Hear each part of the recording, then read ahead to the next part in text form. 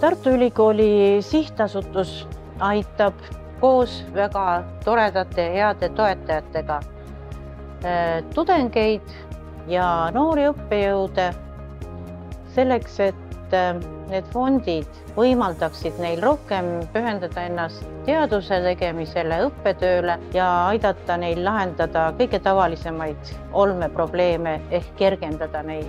On ääretult oluline panustada haridusse, sest see on hea võimalus luua paremaid tingimusi. Kui meil on targad inimesed, siis meil on targem majandus ja seeläbi ka võrdsem ühiskond. Ja kindlasti on ka noortel, kes saavad toetatud, noored talendid, lihtsam hoida fookust õppimisel. Me valisime avada stipendiumi just nimelt 1. kuni 3. kursuse tudengitele, et nad saaksid oma pika õpingute tee alguses pühenduda siis täielikult oma teadmiste arendamisele ja et nad ei peaks finantsolukorra tõttu oma õpingutest kõrvale jääma. Sihtasutus pakub võimaluse teha selle annetusega midagi sellist, mille puhul saab kaasata siis ka ülikooli inimesi, et selekteerida võib-olla välja nendest tudengitest või teemadest selline valdkond, mis annetajale konkreetselt kõige suuremat huvi pakub. Ja mida saab sellest toetaja? Kui ta usub teaduse ja hariduse jõusse, siis ta saab läbi selle toetuse edendada südamelähedast valdkonda.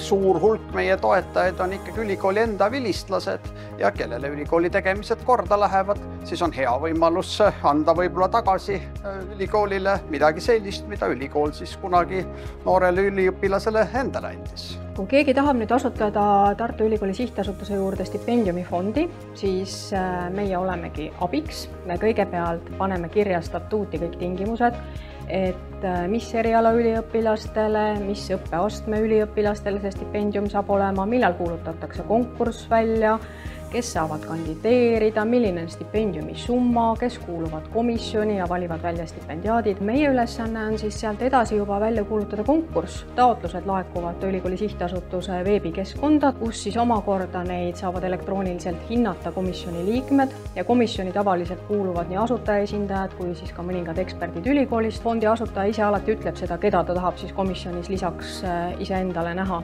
Toetajana saame anda panuse Eesti tuleviku talentide arengusse. Meie jaoks on ka hästi oluline see aspekt, et me saame tuleviku tegijatega juba sellise esmase kontakti ja pakume neile ka võimalust teha meie juures praktikat. Seeläbi on see tihtipeale ka nende esimene tööalane päris kogemus. Kõigepealt saavad toetajad ja stipendiaadid 2 korda aastas kokku, kus siis kindlasti tänatakse toetajaid, aga samas kõige suurem tänu sellele toetajale on see, kui kunagi sellest stipendiaadist saab Eestis üks väga lugupeetud inimene, kes viib edasi meie haridust ja meie majandust ja meie Eesti riiki ja ma arvan, et see on sellele toetajale tegelikult kõige suurem tänu. Andmisrõõm on üks kõige suuremaid rõõme ja olles aidanud noortel inimestel edasi liikuda haridusteel, teostada oma unistusi, siis ma usun, et see teeb igalühel hinge soojaks ja silma rõõmsaks.